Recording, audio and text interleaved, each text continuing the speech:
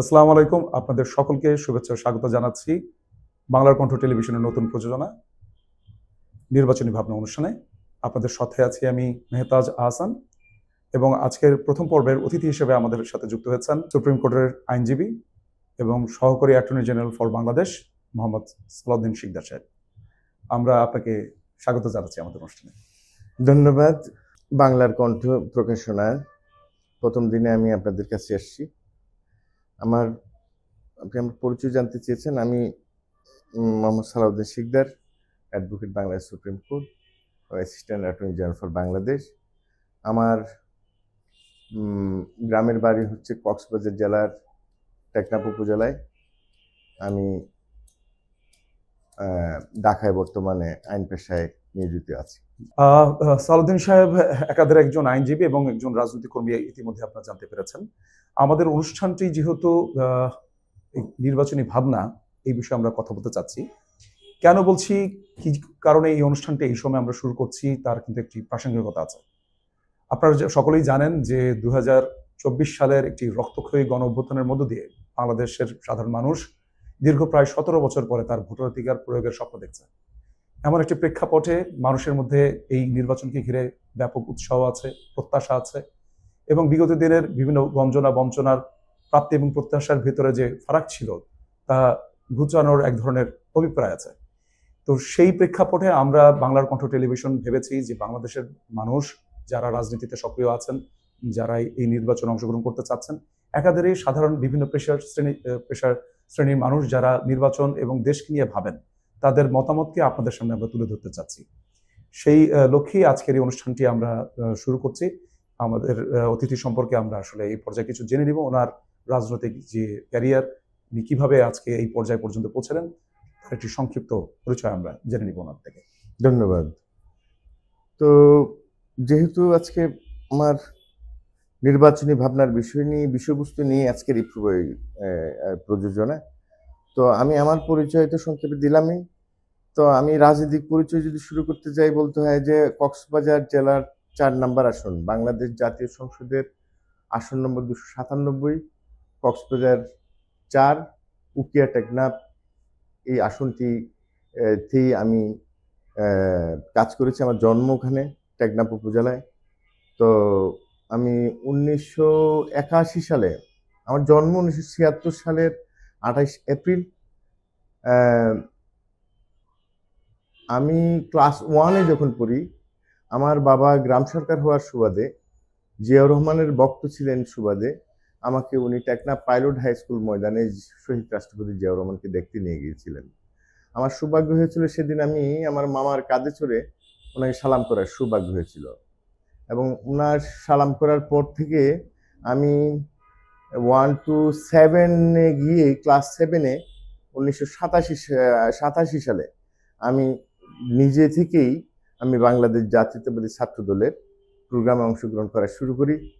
এবং 1989 সালে আমি টেকনাফ পাইলট হাই স্কুলে ক্লাস 9ম শ্রেণীতে ভর্তি হওয়ার পর আমি এরশাদ বিরোধী প্রত্যেকটি আন্দোলনে অংশগ্রহণ করি এবং টেকনাফ পাইলট হাই স্কুল ছাত্র দলের আমি সহসাধারণ সম্পাদক নির্বাচিত হই। এবং 1991 সালে আমি এসএসসি পাশ করার পরে চট্টগ্রাম সরকারি সিটি কলেজে পড়াশোনা শুরু করি এবং চট্টগ্রাম মহানগরে আমি জাতীয়তাবাদী ছাত্র দলের রাজনীতির সাথে সম্পৃক্ত থাকি। তৎকালীন ছাত্রনেতা জননেতা আবু সুফিয়ান ভাইয়ের হাত ধরে আমি চট্টগ্রাম মহানগর ছাত্র দলের কর্মী হিসেবে 1991, 92, 93, 94, 95 সাল পর্যন্ত আমি চট্টগ্রামে রাজনীতিতে সম্পৃক্ত ছিলাম।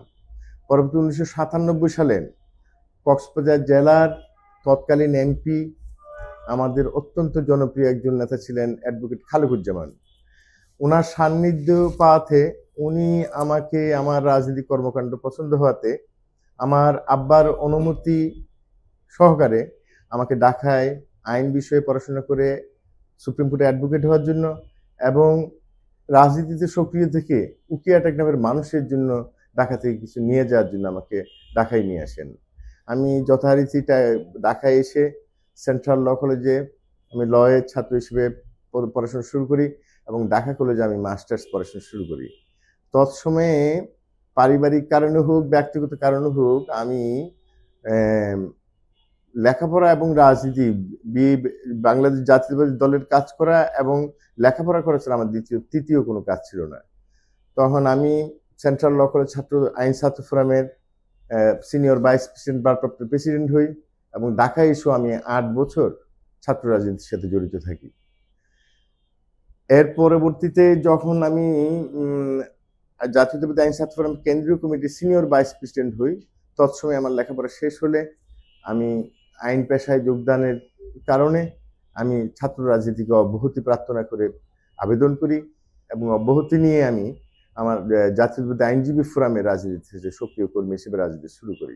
পরবর্তীতে আমি ঢাকা আইনজীবী সমিতিতে মরহুম অ্যাডভোকেট সানাউল্লাহ মিয়া স্যারের কমিটিতে আমি তথ্য গবেষণা সম্পাদক নির্বাচিত হই এবং তৎসময়ে আরেকটি বিদ্রোহী কমিটি ছিল আমাদের, ওই কমিটিতে আমি সহসাধারণ সম্পাদক নির্বাচিত হই, ইকবাল ভাই এবং ফারুক স্যারের কমিটিতে। পরবর্তীতে 2015 সালে আমি জাতীয়তাবাদী আইনজীবী ফোরাম সুপ্রিম কোর্টের সরাসরি নির্বাচন আমি সাংগঠনিক সম্পাদক নির্বাচিত হই এবং আমি ছিলাম সর্বকনিষ্ঠ, 7টা বিভাগের মধ্যে আমি কনিষ্ঠ হয়েও আমি সেকেন্ড হয়েছিলাম। পরবর্তীতে জাতীয়তাবাদী আইনজীবী ফোরাম কেন্দ্রীয় কমিটি আহ্বায়ক কমিটির খন্দকার মাহবুব হোসেন স্যার এবং অ্যাডভোকেট ফজলুর রহমান স্যারের কমিটিতে আমি কেন্দ্রীয় কমিটির সদস্য হিসেবে দায়িত্ব পালন করি। এরই মধ্যে আমি আইনজীবী ফোরামের বিষয়বস্তু নিয়ে চট্টগ্রাম সহ আমাদের বৃহত্তর চট্টগ্রামের 8টি জেলা সহ বিভিন্ন সময় দেশের বিভিন্ন জায়গায় আমি দলের দায়িত্ব নিয়ে বিভিন্ন সাব কমিটির মাধ্যমে কার্যক্রম পরিচালনা করে আসছি এবং দল আমাকে আমার কার্যক্রমে সন্তুষ্ট হয়ে 2018 সালে আমাকে আমার সংসদীয় আসনে আমাদের 2 জনকে যুগ্মভাবে মনোনয়ন প্রদান করে। তন্মধ্যে একজন ছিলেন আমাদের কক্সবাজার জেলা বিএনপির সভাপতি, আমাদের এলাকার সাবেক এমপি উনি, এবং আমাকেও মনোনীত করে। তো 2015 সালে আমাদের দেশনেত্রী বেগম খালেদা যখন সুপ্রিম কোর্টের অডিটোরিয়ামে একটা ইফতার মাহফিলের প্রোগ্রামে একটা কমিটমেন্ট করেছিলেন যে যেখানে 2 জন প্রার্থী থাকবে সেখানে যদি আইনজীবী প্রার্থী থাকে তাকেই প্রায়োরিটি দেওয়া হবে। সেই সুবাদে সেই কমিটমেন্টের কারণে আমার জন্য 2018 সালে মনোনয়ন ফাইনাল হতে যাচ্ছিল। আমি নিজে থেকেই আমার দলের প্রতি দায়িত্ববোধ থেকে আমি সেদিন আমাদের মাননীয় মহাসচিবকে গিয়ে বলেছিলাম যে আমাকে মনোনয়ন দিয়েছে, আমি ধন্য হয়েছি, এলাকা বেশ খুশি হয়েছে, কিন্তু এই 2018 সালের এই নির্বাচনে আমার চেয়েও আমার প্রতিদ্বন্দ্বী যে প্রার্থী, এই আমার যে সহকর্মী যে প্রার্থী শাহজাহান চৌধুরী সাহেবের প্রস্তুতি আমার চেয়ে অনেক ভালো, বিদায় ওনাকেই শেষবারের মতো ইলেকশন করার জন্য অনুমতি দেওয়া হোক। উনি কোনো কারণে যদি নির্বাচনে প্রার্থী হিসেবে যদি অবৈধ হয় কিংবা কোনো জায়গায় গুম হয়ে যায়, তৎসময়ে গুম হচ্ছিল, কোনো কারণে যদি অ্যাবসেন্ট হয় সেক্ষেত্রে আমি তো বৈধ ক্যান্ডিডেট হিসেবে আছি, তখন আমি দায়িত্ব পালন করতে পারবো। তখন তারা আমাকে খুবই সুনাম করলো, বাহবা দিল, তারপর আমাকে হাতে ধরে প্রেস ব্রিফিংয়ে নিয়ে গেল। তৎসময়ে এই নির্বাচনের আগেই 25 তারিখে আমি ঢাকা 10 আসনের প্রার্থী সাবেক মন্ত্রী আব্দুল মান্নান স্যারের বাসায় যখন উনি অবরুদ্ধ, ওনাকে দেখতে যাওয়ার পর ওনার পাশে বসে বিভিন্ন নির্বাচন বিষয়ে বিভিন্ন বক্তব্য দেওয়ার কারণে এবং এইগুলো প্রতিপক্ষ তৎকালীন ফ্যাসিস্ট সরকারের অনেক দায়িত্বশীল ব্যক্তিরা জানার কারণে ওখান থেকে ওনার বাসা থেকে বের হওয়ার পথে আমাকে এবং আমার আরেক সহকর্মী সহযোদ্ধা জয়নাল আবেদিন, অ্যাডভোকেট জয়নাল আবেদিন সহ আমাদেরকে গ্রেপ্তার করে ধানমন্ডি থানায় নিয়ে যায় এবং পুরনো মামলায় আমাদেরকে ফরওয়ার্ড করে কোর্টে প্রেরণ করে এবং কোর্ট আমাদেরকে জামিন নামঞ্জুর করে আমাদেরকে জেল হাজতে প্রেরণ করে। এবং তৎসময়ে আমি জেলের ভিতর থাকার সময়ই ওই 18 সালের নির্বাচনটা হয়। পরবর্তীতে আমাকে হাই সিকিউরিটি কারাগারে চালান করা হয় এবং আমি আমার মনে পড়ে জানুয়ারি 9 তারিখে আমি জামিনে মুক্তি লাভ করি এবং অদ্যাবধি আমি দলের সাথে সমস্ত কার্যক্রমে একজন সক্রিয় কর্মী হিসেবে নিরলসভাবে কাজ করে যাচ্ছিলাম। ধন্যবাদ সালাউদ্দিন সাহেব, আপনার একটা বিবরণ, আপনার রাজনৈতিক ক্যারিয়ার সম্পর্কে কিছুটা সংক্ষিপ্ত একটা ধারণা আমরা পেলাম। বোঝা গেল যে বিগত ফ্যাসিস্ট আমলেও আসলে আপনার রাজনৈতিক কর্মকাণ্ড জারি ছিল এবং সেই কারণে কিছুটা বলবো না, আসলে আমরা সবাই অবগত যে কি ধরনের নিপীড়ন কার্যক্রম গত 16টি বছর বিরোধী রাজনীতি যারা করেছে তাদের উপর আছে, আপনি তাদের একজন ভিকটিম। তো আমরা আসলে 24 পরবর্তী যে নির্বাচনী প্রেক্ষাপটটা এখানে তৈরি হয়েছে, আমাদের বর্তমান অন্তর্বর্তীকালীন সরকার একটি ঘোষণা দিয়েছেন যে আমরা 2026 সালের ফেব্রুয়ারি মাসে ত্রয়োদশ জাতীয় সংসদ নির্বাচনের দিকে যাচ্ছি এবং জনমনের নিয়ে একটা ব্যাপক আকাঙ্ক্ষা এবং প্রত্যাশা তৈরি হয়েছে ইতিমধ্যেই। একই সাথে জনগণের মধ্যে কিন্তু এই বিষয়টি একটি শঙ্কা তৈরি হয়েছে বা প্রশ্ন তৈরি হয়েছে যে আদৌ ইলেকশনটি হবে কিনা বা হলে সেটি শান্তিপূর্ণ বা গ্রহণযোগ্য হবে কিনা, এরকম কিন্তু একটা বাতাবরণ রাজনৈতিক অঙ্গনে কিন্তু আমরা শুনতে পাচ্ছি। তো এই বিষয়টি নিয়ে আপনি কি ভাবছেন, যেহেতু আপনি বাংলাদেশ সুপ্রিম কোর্টে আছেন, দেশের সর্বোচ্চ আইন অঙ্গন, এরকম বিভিন্ন মানুষের সাথে আপনার যোগাযোগ করার বা তাদের বা নেতৃবৃন্দ, কেন্দ্রীয় নেতৃবৃন্দের সাথে আপনার যোগাযোগ আছে আমরা জানি। তো আপনার দল বা এবং আপনি ব্যক্তিগতভাবে কি ভাবছেন যে নির্বাচনটি অনিশ্চয়তার দিকে যাচ্ছে কিনা বর্তমান প্রেক্ষাপটে, বা বিভিন্ন দলগুলোর যে বিভিন্ন ধরনের দাবি দেওয়া, তাতে আমাদের এই নির্বাচনী আকাঙ্ক্ষাটাই পিছিয়ে যাচ্ছে বা গন্ডুলে যাচ্ছে কিনা? সরকার এখনো কিছুটা হঠকারিতায় লিপ্ত বলে আমার কাছে মনে হয়েছে। যদিও আজকে আমাদের মাননীয় প্রধান উপদেষ্টা ওনার বক্তব্যে ফেব্রুয়ারির প্রথমার্ধে জাতীয় নির্বাচন এবং গণভোট একসাথে করার ঘোষণা দিয়েছেন, এবং যে আমাদের যে এই জুলাই যে সনদ, এই সনদের বিষয়ে, সনদ তৈরির বিষয়ে স্বাক্ষরের সময়কালে আমাদের পার্টির ঊর্ধ্বতন নেতৃবৃন্দ যেখানে স্বাক্ষর করেছিলেন, সেই স্বাক্ষর অনুযায়ী এখন সনদ বলবৎ নাই বলে আমাদের দল থেকে অভিযোগ রয়েছে। এবং যে বিষয়ে সংস্কার হয়েছে, সেই যে বিষয়ে স্বাক্ষর হয়েছে, এই স্বাক্ষরের বাইরেও যদি অন্য কিছু যদি কেউ জড়িত করে যদি দেশে কোনো ধরনের বিবাদের প্রশ্ন, বিবাদমান কোনো পরিস্থিতি তৈরি হয়, এই জন্য তো আসলে যারা সনদটাতে যেভাবে স্বাক্ষর নিয়েছিল, এরপরে যেটা এটাতে সংস্কার করে যাদের মনের ইচ্ছা মতো করতে চাচ্ছে, তারাই বিবাদটা তৈরি করার মতো হয়ে যাবে। তো আজকে যে সনদের বিষয়, জুলাই সনদের বিষয় এবং নির্বাচন বিষয়ে প্রধান উপদেষ্টা যে বক্তব্য দিয়েছে, এই বক্তব্যের বিষয়ে আমাদের পার্টি এখনো স্থায়ী কমিটি পরিপূর্ণ ব্রিফিং এর মাধ্যমে তাদের বক্তব্য প্রকাশ করেনি। সুতরাং এর মধ্যে এই বিষয়ে আমি বক্তব্য দিয়ে আমি বিব্রত করতে চাই না। ধন্যবাদ আপনাকে। না, আমি যেটা সাধারণ মানুষের থেকেও আমরা যেটা জানতে চাই বা আপনার থেকে, আপনি যদি একজন সক্রিয় রাজনৈতিক কর্মী, যে জুলাইয়ের যে রক্তক্ষয়ী সংগ্রাম, যে অভ্যুত্থান এবং 16 বছরের যে তীব্র নিপীড়ন, নির্যাতনের পরে মানুষের যে মুক্ত আবহাওয়ায় আবার আমরা কথা বলতে পারছি বা নির্বাচন নিয়ে অন্তত আমাদের ভোটাধিকার প্রয়োগের স্বপ্ন দেখতে পাচ্ছি, এমন একটি প্রেক্ষাপটে আমরা কি খুব দ্রুতই এই গণঅভ্যুত্থানকে হারিয়ে ফেললাম কিনা? রাজনৈতিক দলগুলোর ক্ষমতার প্রতিযোগিতা, আমরা বিভিন্ন ধরনের পিআর ইস্যু, গণভোট, উচ্চকক্ষ, নিম্নকক্ষ, আমরা মনে হয় অনেকগুলো ইস্যু এনে ফেলছি কিনা, আমাদের নির্বাচনটা আসলে আগে করে পরবর্তীতে এই বিষয় সেটেল করা যেত কিনা, এই বিষয়ে আপনার ব্যক্তিগত মতামত জানতে চাইব। দলের ব্যাপারটা তো এটাও স্বাভাবিক কারণে একদম বড় নীতি নির্ধারণী ফোরামের বিষয়, সরকারের উচ্চপদস্থ বিষয়, পার্টিগুলোর উচ্চপদস্থ বিষয়। তো আসলে তো 24-এর এই জুলাইয়ের যে গণ অভ্যুত্থান, এই অভ্যুত্থানে আমরা শুরু থেকে একদম সক্রিয়।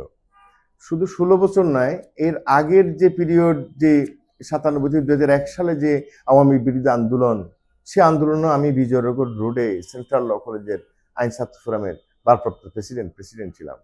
তখন কোথাও হরতাল না হলেও আমরা পল্টন বিজয়নগর রোডে হরতাল করতাম। ওই সময়ও তাদেরকে একবার পতন করিয়েছি আমরা।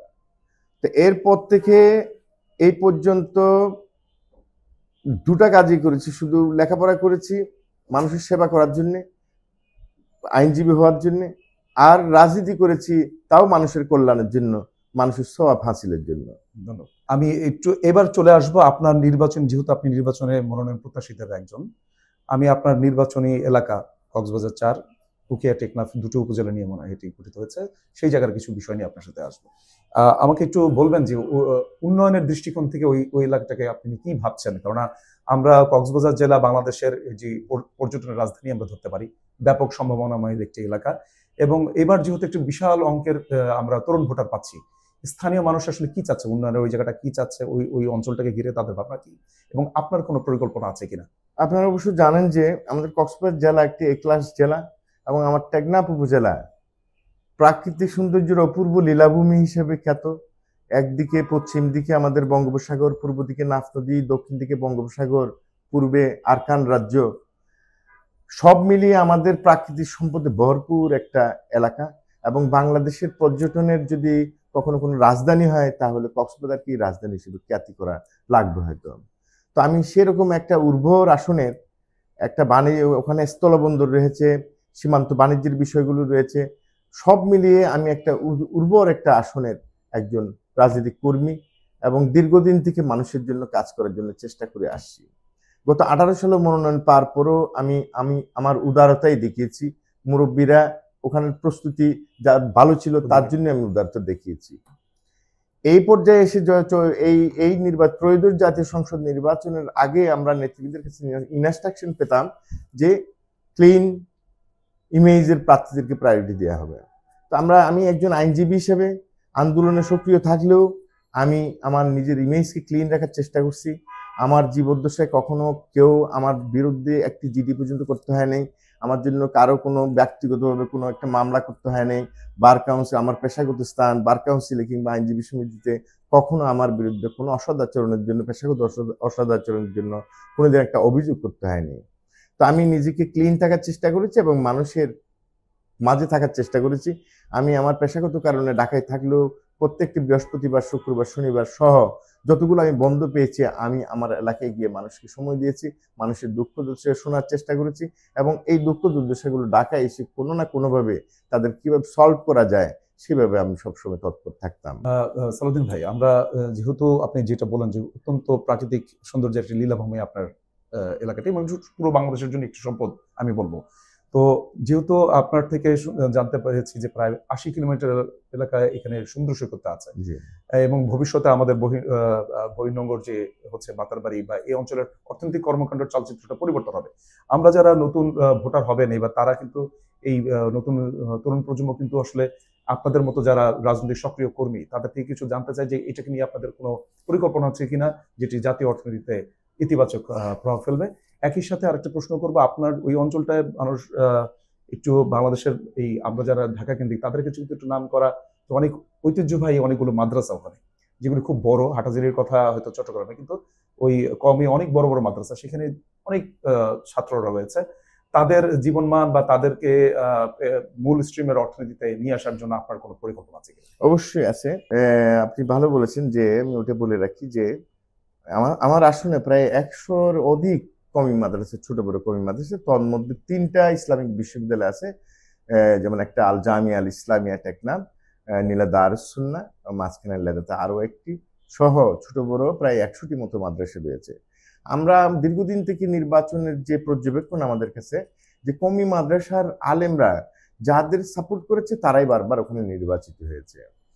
তো আমাদের আসলে একটা বিষয় আপনাদের সবাইকে লক্ষ্য রাখতে হবে, যে মনে রাখতে হবে যে এই যে ফ্যাসিস্ট সরকার যে 16-17 বছর যেভাবে চললো, ঠিক একই কায়দায় প্রত্যেকটি সংগঠনেও কিছু মানুষ ফ্যাসিস্টি কার্ডে তাদের সংগঠন পরিচালনা করে আসছে। ধরেন আমি বললাম যে কক্সবাজার জেলা বিএনপির সভাপতির কমিটি 17 বছর হয়, মাঝখানে 14 সালে একবার রিনিউ হয়। কিভাবে হয়? একটি সংগঠনের একটি কমিটি 17 বছর ধরে কিভাবে লাইভ থাকে?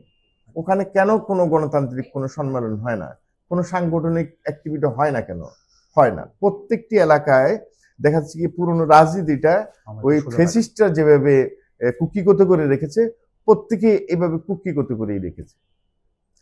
যার কারণে আমাদের টেকনাফ উখিয়ার অঞ্চলের রাজনীতিটা দীর্ঘদিন থেকে কুক্ষিগত হয়েছিল। আমরা শত চেষ্টা করেও এটা আমাদের দ্বারা পরিবর্তনের কোনো ব্যবস্থা করা সম্ভব হয়নি, আমরা ব্যর্থ হয়েছি।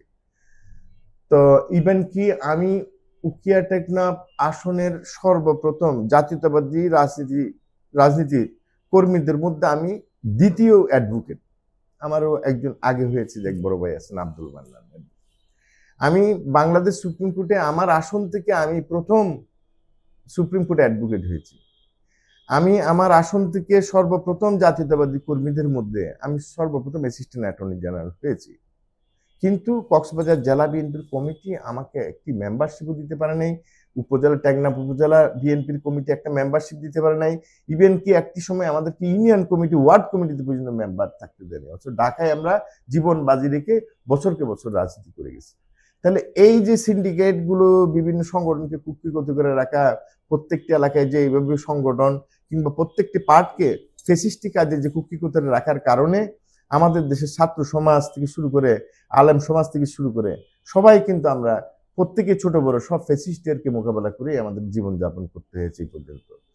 24-এর আন্দোলনের পর আমরা মনে করেছিলাম সবকিছু মুক্ত হবে এবং একটা ব্যাপক সংস্কার হবে, প্রত্যেকটি দলের মধ্যে একটি সংস্কার হবে এবং দেশের সর্বোপরি দলগুলো সংস্কার হওয়ার পরে দেশের একটা সংস্কার হবে। কিন্তু সেরকম আশানুরূপ সংস্কার আমরা এই 1 বছরও এখনো দেখতে পাইনি, যদিও আমি সরকারি একটা অনেক বড় দায়িত্ব পালন করি। যে সম্প্রতি আপনার এলাকায় যিনি সংসদ সদস্য হিসাবে আপনাদের দল বাংলাদেশ জাতীয়তাবাদী দল থেকে মনোনয়ন পেয়েছেন সম্ভাব্য প্রার্থী হিসেবে, তো তার একটি ভিডিও আমরা ভাইরাল হতে দেখেছি সামাজিক যোগাযোগ মাধ্যমে, যে আপনার এত ইম্পর্টেন্ট অত্যন্ত গুরুত্বপূর্ণ বাংলাদেশের দৃষ্টিকোণ থেকে একটি এলাকা যেখানে পর্যটনের ব্যাপক সম্ভাবনা, এবং পর্যটন তখনই থাকবে যখন জীববৈচিত্র্য সম্পর্কে আমরা সচেতন থাকবে এবং আমাদের তরুণ প্রজন্ম কিন্তু এগুলো নিয়ে ভাবে। তো একজন প্রবীণ প্রার্থীকে দেখলাম আপনাদের ওই এলাকার, যিনি খুব নেতিবাচক মন্তব্য করেছেন জীববৈচিত্র্য সংরক্ষণের ব্যাপারে। তো এই ধরনের একটি নেতিবাচক বক্তব্য, এবং একই সাথে আমরা যেহেতু আমরা গণমাধ্যমে আছে, আমরা জানতে পারলাম যে ওনার বিপক্ষেও আরেকজন প্রার্থী, তিনি কাফনের কাপড় পরে মিছিল বা আগুনের মশাল মিছিল করলেন। তো এই ধরনের কর্মকাণ্ড আপনাদের নতুন ভোটারদের কাছে ছোট করবে কিনা, বা এই বিভক্তি দলের ভিতরে এই অন্তর্কোন্দল ভবিষ্যতে আপনাদের যারা রাজনৈতিক প্রতিযোগী তাদেরকে বেনিফিট বা ফায়দা দিবে কিনা, এবং এই আপনাদের যে আপনি যেটা বলছেন যে এই আসনটি বাংলাদেশ জাতীয়তাবাদীর একটি সম্ভাবনাময় এলাকা, এই পুরো কর্মকাণ্ড যেটা চলছে, আপনি একজন রাজনৈতিক ওই এলাকার সন্তান হিসেবে মনে করছেন কিনা এটা রাজনীতিতে বা আপনাদের নির্বাচনী ফলাফলে নেতিবাচক প্রভাব ফেলতে পারে কিনা? ধন্যবাদ। আমাদের কক্সবাজার জেলাটার 4টা আসনটা সবসময় আমরা মনে করি বা মানুষের লোকমুখে আছে হলো যে 4টা আসন বিএনপির জন্য ফিক্সড, বিএনপির ঘাঁটি। এবং 91 ইলেকশনেও এবং পরবর্তীতে বেশ কটা ইলেকশনে আমরা সর্বনিম্ন আমরা 3টা আসনে জয়যুক্ত হয়েছি। একটি আসন কক্সবাজার 2, ওটা মশকালে খুদ্দিতে একসময় জামাত ইসলামের প্রার্থী নির্বাচিত হয়েছিল। আমাদের একদম স্বাধীনতা পরবর্তী সময় থেকে ওটা বাংলাদেশ জাতীয়তাবাদী শক্তির একটি ঘাঁটি, এবং একাধিক কওমি মাদ্রাসা থাকার কারণে ওটা কওমি আকীদার একটি উর্বর এলাকা হিসেবে পরিচিত। তো আমাদের এলাকায় এখন যে সম্ভাব্য প্রার্থী দিয়েছে, উনি 1979 সাল থেকে, 79 সালেই উনি 28 বছর বয়সী কিনা উনি হুইপ নির্বাচিত হয়েছিলেন জাতীয়তাবাদী দলের পক্ষে। শহীদ রাষ্ট্রপতি জিয়া রহমান হুইপ নির্বাচিত করেছিলেন। উনি ওই নির্বাচনের পরে আবার শহীদ জিয়া যখন মারা গেলেন তখন উনি আবার জাতীয় পার্টিতে জয়েন করলেন, ওখানে নির্বাচন করার চেষ্টা করলেন, ওখানে জেলা পরিষদের মেম্বার হলেন। পরবর্তীতে 91 সময় আবার উনি আমাদের জাতীয়তাবাদী দলে আসলেন। এসে উনি তৎসময়ে আর কোনো কম্পিটেন্ট প্রার্থী না থাকার কারণে উনি পর্যায়ক্রমে আরো 3বার নির্বাচিত হলেন। নির্বাচিত হওয়ার পরে উনি এই পর্যায়ে এসেও উনি প্রায় 75, কম বেশি 75 বছর বয়সেও উনি আমাদের বাংলাদেশ জাতীয়তাবাদী দলের স্ট্যান্ডিং কমিটিকে সন্তুষ্ট করতে পেরেছেন, কিংবা সন্তুষ্ট হয়ে ওনাকে সম্ভাব্য প্রার্থী হিসেবে ঘোষণা করার পরে উনি সেন্ট মার্টিনে গিয়েছিলেন নির্বাচনী প্রচার কাজে। আমরা ওনাকে ফলো করেছি, এবং যেহেতু দল সম্ভাব্য সিদ্ধান্ত দিয়েছে, আমরা ওই সিদ্ধান্তকে সমীহ করে ওটাকে সম্মান করে আমরা আমাদের রাজনৈতিক কাজকর্ম এগিয়ে নিয়ে যাচ্ছিলাম। এর মধ্যে যখন উনি জীববৈচিত্র্য সংরক্ষণ বিষয়ে যিনি যে বক্তব্যটা দিয়েছে, এটা আসলে উনি অজ্ঞতাবশত দিয়েছে। উনি পুরনো একজন ব্যক্তি হিসেবে হয়তো জীববৈচিত্র্য সংরক্ষণ বিষয়ে ওনার হয়তো সেরকম কোনো স্পেসিফিক জ্ঞান ছিল না, তাই উনি হয়তো ওই কথাটা বলেছে। এটা একটা মারাত্মক বিষয় না। উনি ইনডাইরেক্টলি তো আবার বলেছেন যে জনগণের বাঁচানোর জন্য। আমি কচ্ছপ মরে গেল, শেওলা মরে গেল, তাতে কি আসে আর যায়, যারা ভোট দিতে পারবে তারারে বাঁচানোর জন্য করবে। তো ভোটারদের যদি বাঁচানোর জন্য যা যা করা যায়, মানে হচ্ছে কি জীববৈচিত্র্য সংরক্ষণ করেই ওই দ্বীপকে প্রতিষ্ঠিত রাখতে হবে, তারপরে মানুষ বাঁচবে। ইনডাইরেক্টলি উনি মানুষকেই বাঁচাতে চেয়েছেন। সেই হিসেবে ও বক্তব্য উনাকে অতভাবে হালকা করে দেওয়া যায় না। আরেকটি কথা যেটা বললেন, যে উনার সম্ভাব্য মনোনয়নের বিপরীতে আমার মতো আরেকজন মনোনয়ন প্রত্যাশী, যিনি টেকনাফ সদর অবস্থিত, উনিও আমার দলের একজন ত্যাগী কর্মী, এবং উনি দলের পৌর শাখার দায়িত্বে ছিলেন, উপজেলা শাখার সেক্রেটারি ছিলেন, কোন এক সময় স্বেচ্ছাসেবক দলের কনভেনার ছিলেন। উনি স্থানীয় এই যে আমাদের আব্দুর রহমান বদি সাহেব, উনার বাবা, আর এই আমাদের আব্দুল্লাহ ভাই, উনার বাবা, ওনারা বন্ধু ছিলেন, ওনারা পরস্পর একই এলাকায়। তো ওনারা ব্যবসায়ী মানুষ, উনি এলএলবিও করেছেন। তো উনি ওটার মনোনয়ন প্রত্যাশী ছিলেন, এবং উনি ওনার মনোনয়ন না পেয়ে উনি হতাশ হয়ে উনি মনে করেছেন যে এই মনোনয়ন বৈধ হয়নি। উনি মনোনয়নকে সরাসরি দলের কাছে অভিযোগ না করে উনি সরাসরি মনোনয়ন অবৈধ, এই মনোনয়ন বাতিল করতে হবে, কাফনের কাপড় পরলো কিংবা এই যে কলা গাছ রোপণ করলো, এসব করার কারণে বাংলাদেশে দেখি যে এখন 23টি আসন কিনা 23টি আসনের মনোনয়ন রদ বদলের যে একটা সম্ভাবনার কথা শুনতে পেলাম, এর মধ্যে আমার আসনটিও রয়েছে। অনুষ্ঠান শেষ করার পূর্বে আসলে সালাউদ্দিন ভাই, আমরা আপনার যদি সর্বশেষ কিছু ভোটারদের উদ্দেশ্যে বা দেশবাসীর উদ্দেশ্যে যদি কিছু বলবার থাকে আপনি বলতে পারেন। তরুণ বান্ধব কিংবা মাদক বিরোধী সেরকম প্রার্থী তো সিলেকশন আনতে হবে, মনোনয়ন দিতে হবে। যদি মাদক বান্ধব প্রার্থী দিয়ে দেন তাহলে মাদকের সয় লাভ হয়ে যাবে, যদি মাদক বিরোধী প্রার্থী দেন তাহলে মাদক থেকে মানুষকে উদ্ধার করতে পারবে। আর তরুণ বান্ধব প্রার্থী দিলে তাহলে তরুণদের কাজে আসবে, প্রবীণ বান্ধব প্রার্থী দিলে তো প্রবীণদের কাজে চলে যাবে। যেমন এই জীববৈচিত্র্য সংরক্ষণ বিষয়টি যদি আমার উকিয়া টেকনাফের কোনো প্রার্থী যদি কমপ্লিটলি নলেজ না থাকে তাহলে সেটা তো ব্যাকডেটেড হলো, এটা আমরা নিজেরাও লজ্জিত। আর যদি মাদক ব্যবসার সাথে জড়িত তারা যদি দলের মনোনয়ন পেয়ে যায় তাহলে তো মাদকের সয় লাভ হয়ে যাবে। আব্দুর রহমান বদি কতটুকু মাদকের এলাকা বানাইছে, এর ডাবল রিডেবল হয়ে যাবে। তো আমি যেটা বলতে চাইছিলাম যে আমরা ক্লিন থেকেছি, আমরা সোয়াবের রাজনীতি করেছি কেন, যে আমরা মনে করেছিলাম যে এলাকায় ক্লিন মানুষ যদি ক্লিন না থাকলে পরে আমি যদি ক্লিন না থাকি, আমি যদি ক্লিন চিন্তা ভাবনা না করি তাহলে আমি মানুষকে কি ক্লিন ছাড়া ক্লিন উপহার দিব কিভাবে? আমি যদি আনক্লিন আনফেয়ার হয়ে চলি তাহলে তো মানুষকে আমাকে আনফেয়ার আনক্লিন কাজকর্মে উপহার দিতে হবে। সুতরাং চেষ্টা করেছি সারা জীবন ক্লিন থাকতে, এবং সৌভাগ্যক্রমে আমার আসনটি উত্তর দক্ষিণ দৈর্ঘ্য হচ্ছে 80 কিলোমিটার। তার মধ্যে উখিয়া উপজেলায় হচ্ছে 5টি ইউনিয়ন, আমার উপজেলায় হচ্ছে 6টি ইউনিয়ন সেন্ট মার্টিন সহ। তাইলে আমার বাড়িটা হচ্ছে গিয়ে সৌভাগ্যক্রমে 40 কিলোমিটারের মধ্যে মিডলে। এবং আমাদের যে আমাদের এলাকায় জমাত থেকে যে প্রার্থী দেওয়া হয়েছে উনিও আমার ইউনিয়নের একজন চেয়ারম্যান, সাবেক চেয়ারম্যান, 4 বার চেয়ারম্যান নির্বাচিত হয়েছে, 2 বার উপজেলাতে নির্বাচন করে অকৃতকার্য হয়েছে। এবং আমার আসনে প্রায় 50টির কাছাকাছি অবৈধ ক্রস ফায়ার হয়েছে প্রদীপ সরকারের আমলে, প্রদীপের সময়ে। সেই সময়ে যে ক্রস ফায়ার হয়েছে সেই ক্রস ফায়ার উনি একজন স্থানীয় আমাদের অভিভাবক চেয়ারম্যান হিসেবে উনি একটিও কাউকে উনি রক্ষা করতে পারেননি। এবং ওনাকে দেখা গেছে যে তৎকালীন যে ফেসিস্টের যে প্রধান যে এমপি ওয়াইফ হাজব্যান্ড এই যে আব্দুর রহমান বদি, ওনার সাথে সখ্যতা গড়ে তুলে উনি সম্পদ জোগাড় করেছেন। এবং কখনো কখনো উনি জিম্মি হয়ে কিংবা অন্য কোনোভাবে কিনা জানি না, উনি একজন জমাতের আমির বর্তমানে, উনি শেখ মুজিবুর রহমানের ছবিতেও ফুল দিতেও দেখা গেছে। উনি কারো কোনো দায়িত্ব উল্লেখযোগ্য কোনো উন্নয়ন করেছেন এরকম কোনো বিষয় আমাদের চোখে পড়ে না। ইভেন কি আমি ওই ইউনিয়নের সর্বপ্রথম সুপ্রিম কোর্টের অ্যাডভোকেট, আমি ওই ইউনিয়নের সর্বপ্রথম অ্যাসিস্ট্যান্ট অ্যাটর্নি জেনারেল। আমি এত কিছু নির্বাচিত আমার ইউনিয়নের জন্য নিয়ে যাওয়ার পর আমার ইউনিয়নে আমি 18 সালে মনোনয়ন নিয়ে গেছি, কখনো উনি আমাকে একটা 10 টাকার ফুল দিয়েও যে একটা অভিভাবক সুলভ আচরণ করবে সেটা পর্যন্ত এই সভ্যতাটুকু উনি দেখাতে ব্যর্থ হয়েছেন।